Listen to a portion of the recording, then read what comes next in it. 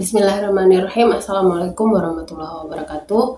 Perkenalkan, nama saya Pratiwi Sakti, SSM Hum, dosen Bahasa Inggris di Prodi Bahasa dan Kebudayaan Inggris, Fakultas Psikologi dan Humaniora, Universitas Teknologi Sumbawa. Di sini saya akan melakukan deskripsi diri, unjuk kerja Tridharma Perguruan Tinggi dalam bidang pengajaran. Sebelum saya berhome base di Prodi Bahasa dan Kebudayaan Inggris, tahun lalu saya berhome base di Prodi Psikologi. Maka dari itu mata kuliah yang saya ajarkan masih dalam bentuk mata kuliah umum. Deskripsi mata kuliah Bahasa Inggris. Mata kuliah MKDU Bahasa Inggris merupakan mata kuliah dasar umum berbobot 3 SKS yang harus diambil oleh setiap mahasiswa di Universitas Teknologi Sumbawa di prodi manapun mereka berada. Tujuan dari mata kuliah ini memampukan mahasiswa untuk memiliki pengetahuan dasar berbahasa Inggris dan keterampilan berkomunikasi serta menyusun teks sederhana. Mahasiswa mampu menjelaskan dan menganalisis materi berupa part of speech, noun, pronoun, adjective, verb, adverb, preposition, conjunction, interjection. Adapun tenses, present tense, present simple tense, past simple tense, present continuous, past continuous, present perfect, past perfect, present future, past future. Adapun discourse yang diharapkan di sini mahasiswa mampu memiliki keterampilan untuk menganalisis reference berupa anafora, katafora, dan keterampilan untuk mengetahui apa itu elipsis.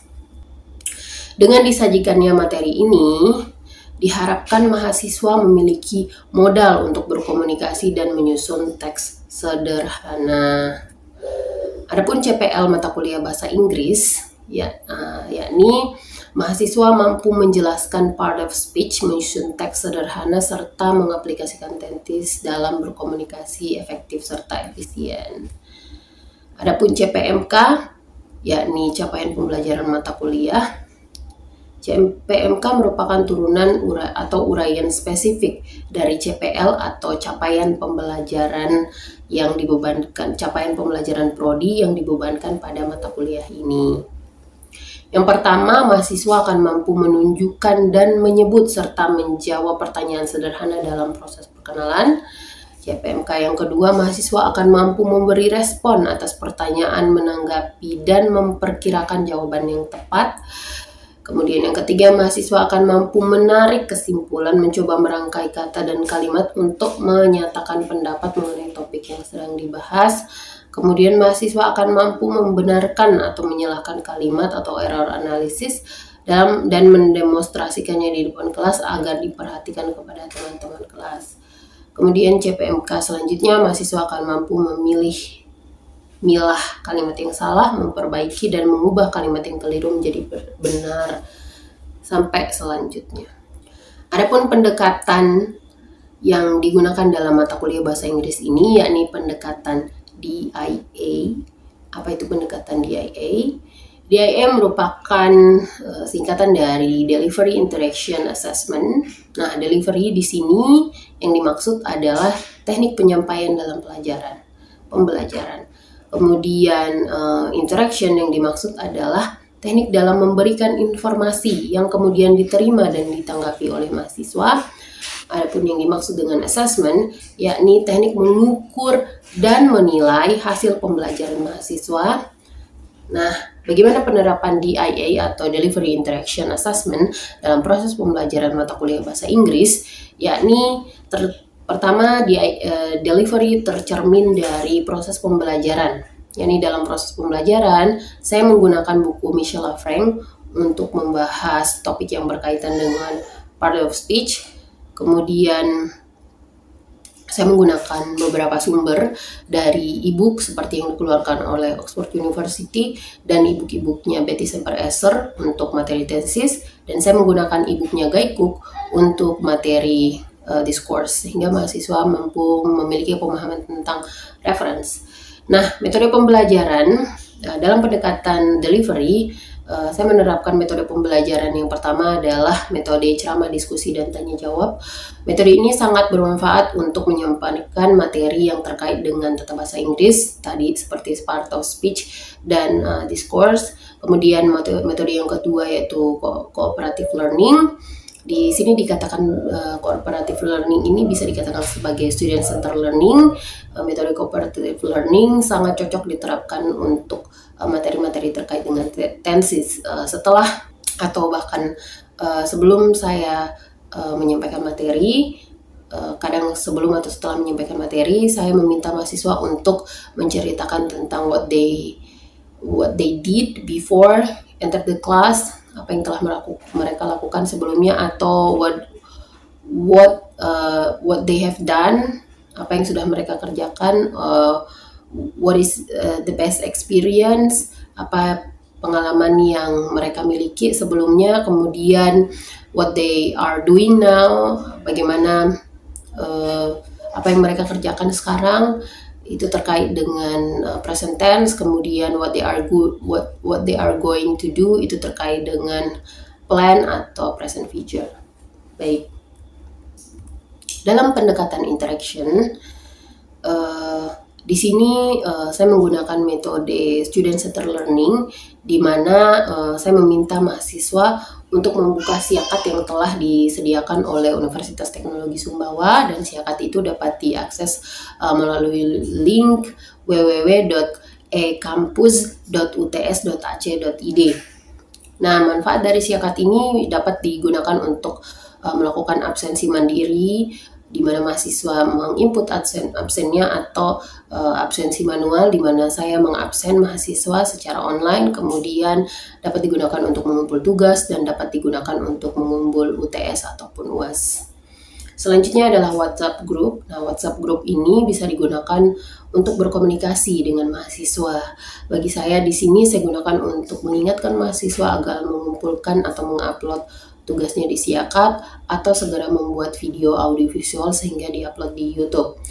Kemudian fasilitas selanjutnya itu fasilitas Google Meet atau Zoom. Saya gunakan ketika membutuhkan kelas pengganti atau kelas tambahan, sehingga di sini dapat berkomunikasi dengan intens kepada mahasiswa tanpa terhalang jarak dan waktu. Kemudian YouTube dan Google Drive saya gunakan bagi mahasiswa agar mengumpulkan tugas secara leluasa. YouTube digunakan untuk mengumpulkan tugas audiovisual yang terkait dengan bagaimana mereka menceritakan pengalaman mereka, atau beberapa tugas-tugas yang terkait dengan cerita-cerita rakyat.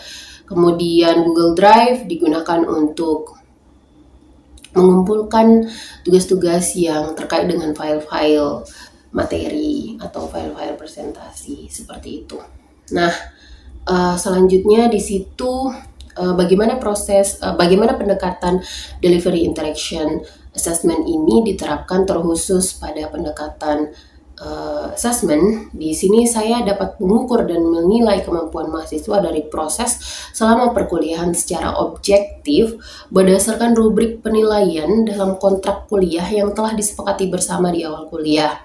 Jadi di awal perkuliahan, biasanya pertemuan pertama, saya menjelaskan kepada mahasiswa bahwa inilah kontrak kuliah yang kita miliki dengan bobot penilaian berupa 15% kehadiran, 25% tugas, 30% UTS, dan 30% UAS. Seperti itu. Jadi bobot tugasnya termasuk tinggi, karena tugas-tugas yang saya berikan cukup lumayan, seperti diantaranya tadi adalah membuat video yang kemudian diupload di YouTube. Demikian video penilaian deskripsi diri, unjuk kerja Tridharma Perguruan Tinggi dari saya, Pratiwi Sakti SSM Hum. Semoga bermanfaat. Assalamualaikum warahmatullahi wabarakatuh. Waalaikumsalam warahmatullahi wabarakatuh. So, apa kabar hari ini? How are you? Baik. Alhamdulillah. Fine. Okay. So today we are going to study about part of speech. But in this section, I will explain about repetition. Jadi So preposition in bahasa Indonesia it could be translated into kata depan. So in Indonesia we have several types of kata depan. Of course also in English. Seperti itu. Untuk absennya bisa disiapkan? Bisa. Nanti saya pilih absen manual atau absen mandiri aja ya. Dulu saya buka. So how many types of part of speech do you know? Ada berapa jenis part of speech do you know? First, apa yang pertama? Noun. Dari pelajari di pertemuan sebelumnya. Second, pronoun. Lalu we study it orderly. Kita belajar saja yang secara berurut supaya mudah kita ingat ya. Karena adjektif itu dia menjelaskan noun. Ya, apa sih yang dijelaskan oleh adjektif? Adjektif contohnya this, beautiful. Siapa yang dijelaskan? She atau he kan? She atau ya, he kan handsome. Gitu. Lalu selanjutnya apa yang keempat? Ya. Lalu yang kelima? Terus yang keenam? Terus yang ketujuh? Yang kedelapan? Which one easier? Mana yang paling mudah?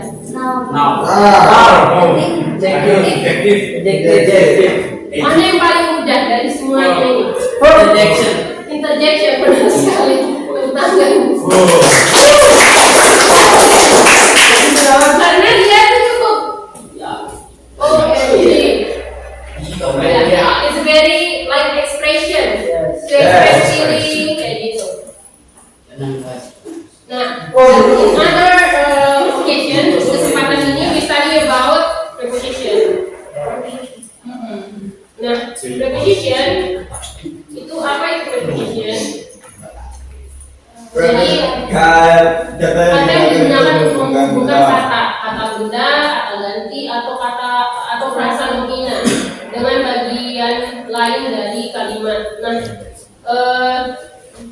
ini pengertiannya. Jadi contoh prepositionnya itu, contohnya yang paling sering kita lihat ya, in, paling mudah dulu. On, at, by, for, J. Jadi ini yang paling mudah. Misalnya in the work. On 1945. Kapan kita merdeka? 1945. So it's more specific. Jadi when the preposition of at itu lebih spesifik. Jadi at 17 on August in 1945 we announce our independence. Kita mengumumkan kemerdekaan diri kita. Seperti itu. Nah, another example. Example yang lain, misalnya I saw him at the morning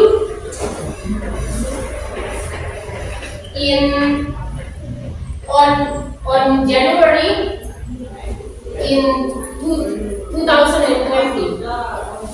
I saw him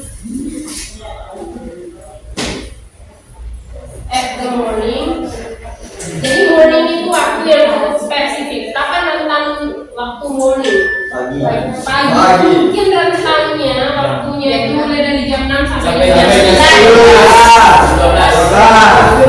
I saw him in the morning. Asal bunyi. On January. In January. In 2020. For example, you describe about someone. When did you see him? Atau when did you first time get him? Kapan you meet him? Kapan kamu pertama kali lihat dia? Ya, kamu pertama dia. I saw him in the morning on January in 2020. Jadi di sini selanjutnya itu ada contoh yang lain. Ini fungsi utama preposisi adalah menunjukkan menentukan hubungan dalam waktu, tempat, arah, atau cara. Nah, jadi ini ada preposisi atau. Nah, sebelum kita berpindah ke preposisi tempat, before we move to the next preposition about place, waktu dan tempat. we have several things about time. Jadi ada waktu di sini, ada namanya yang ini one point of time. Yang ini, jadi itu PPT-nya cukup bisa saya berikan cukup ini ya. Saya tulis cukup singkat, tapi ini ada penjelasannya. Jadi one point of time, in, on, at. Satu poin waktu. Jadi when did you see him? Kapan kamu pulang? When will you go home? When will you go home? When will you go home? Now. From now in 20 minutes. In 20 minutes I will be home. Dalam waktu 20 menit lagi saya akan segera pulang seperti itu. Jadi one point of time. Kemudian ada preposisi waktu. Ini penjelasan lebih preposisi. Jadi preposisi itu bahasa Indonesianya, asal katanya dari bahasa Inggris, preposition atau time. Ada kalau dalam bahasa Inggris ada preposisi of time, lalu ada penjelasan tambahan, ada satu poin waktu, contohnya ini. Kemudian ada extended point of time.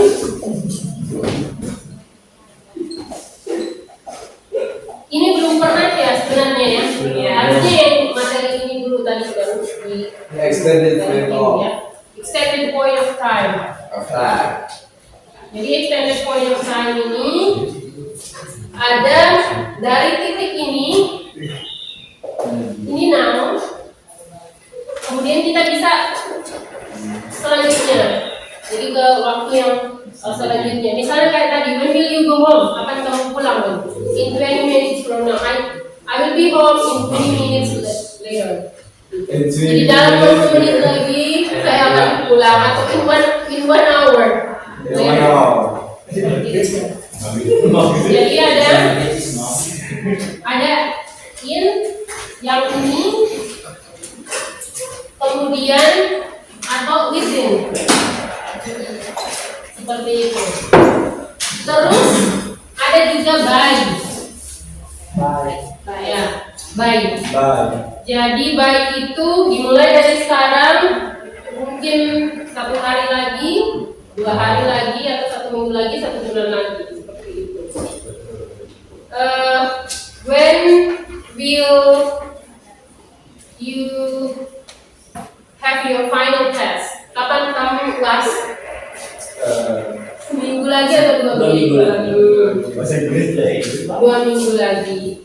Ya, jadi sekarang tanggal berapa? 10. Berarti kemungkinan tanggal 23 ya.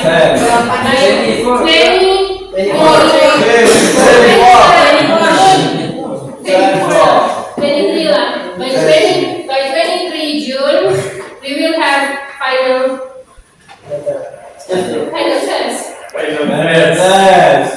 Iya nggak sih? Ya sekitaran itu pokoknya habis lebaran ya. After Idul Adha or Lebaran Day. Ya akhir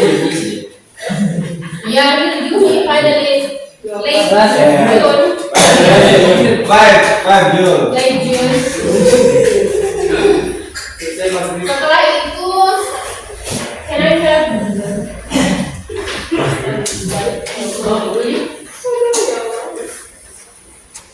Part of the speech. Selanjutnya, ini kan time, ini kata-kata poin A, ini poin B. Nah, poin B-nya masih ada lagi nih. Nah, selanjutnya ada during. Selama. Saya kasih contoh. Contohnya itu prepositionnya during. Nah, contohnya itu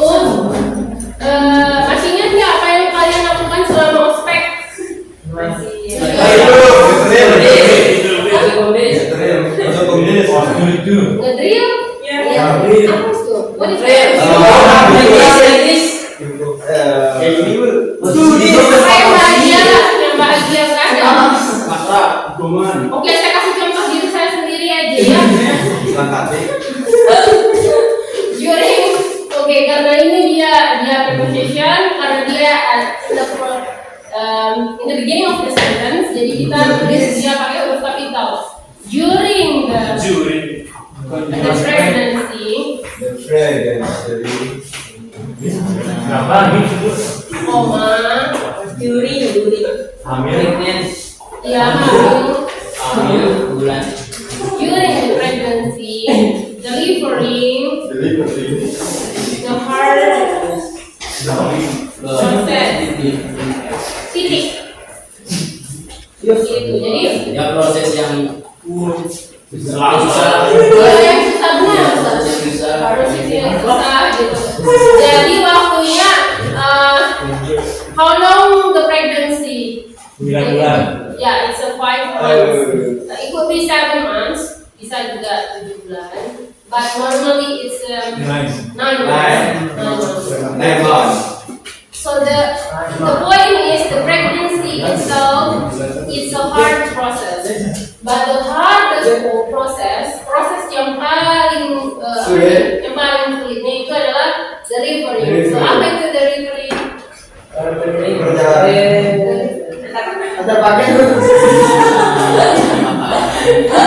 No, it's not like that. So kan ini pregnancy, kehamilan. Apa yang paling sulit dari kehamilan? Ya, delivering. Jadi delivering itu terjemahannya adalah melahirkan. Delivering the baby is the hard process. Seperti itu.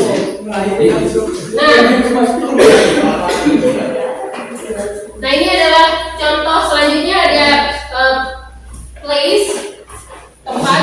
Untuk tempat itu ya umum. Misalnya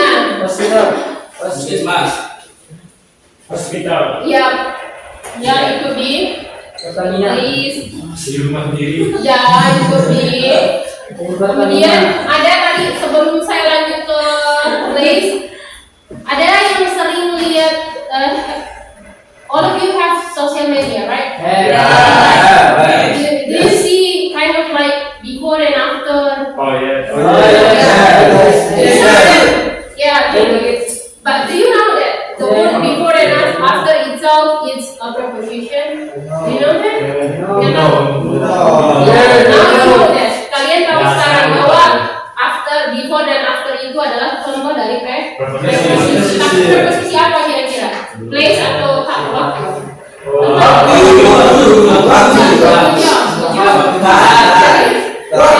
Ini ada after, ini ada apa itu yang biasanya? What is the example? Ada proses sampai besar. Apa? Contohnya itu kan. Other examples like three examples like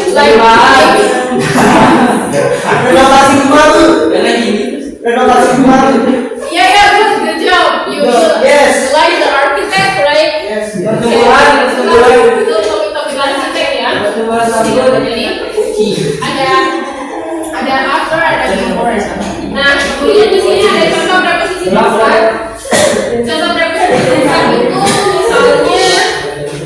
misalnya ada in the box, ya tentu di bagian dalam, ya. In the box. Kemudian ada on,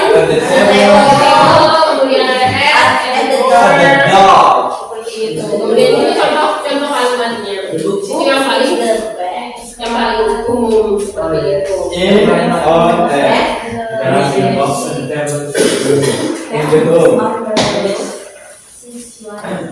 On the table. Ini ada under itu di bawah. Kemudian kalau di atas itu apa? Kalau misalnya ya on. Tapi kalau misalnya di sini ada namanya ball. Above itu di atas. Wow. The explanation about tell us that misalnya kayak gini, jadi penjelasan di atas menceritakan kepada kita atau describe was This is nah, do you have any questions? Ada pertanyaan? No. Udah jelas. Ada any questions? Jelas. Oke, jadi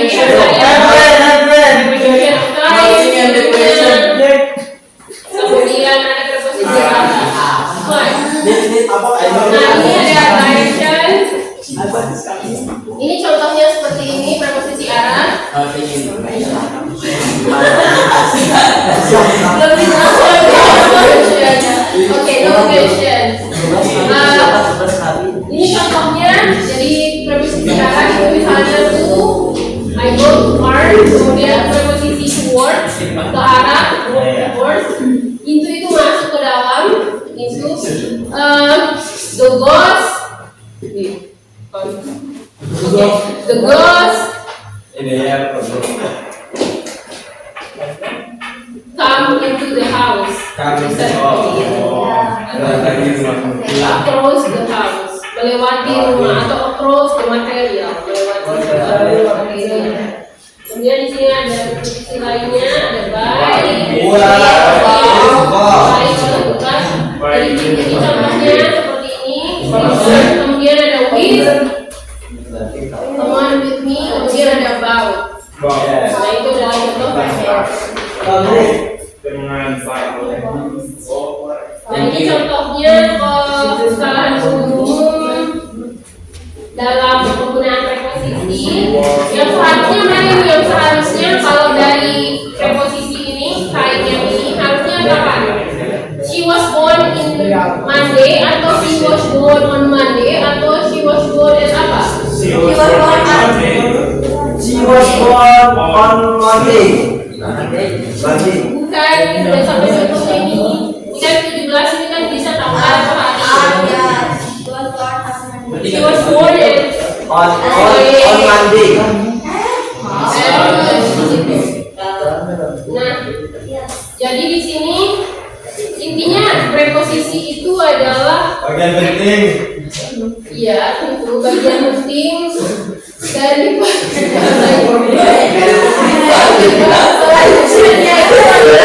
intinya dia ada di depan nomina atau frasa nomina, ada di depannya juga dia itu kalimat seperti itu, contohnya during tadi itu, kemudian delivering ini adalah Melahirkan. delivering ini melahirkan. Jadi delivering itu adalah sebuah proses. Yang kita bicarakan di sini adalah preposisi kata depan yang biasanya ada di depan kata atau di depan kalimat atau di depan klausa kata benda, itu di depan nomina, klausa nomina seperti itu. Okay, I think that's all for today. See you next time. See you next time. Untuk proses penilaian UTS, UAS nanti ya, UAS ya, karena sebelum kelas ini kita sudah review tentang beberapa materi yang lalu-lalu yang sebelumnya UTS. Jadi nanti untuk soal UASnya itu akan ada materi sebelumnya UTS itu dan materi setelahnya UTS. Saya pikir sekian dari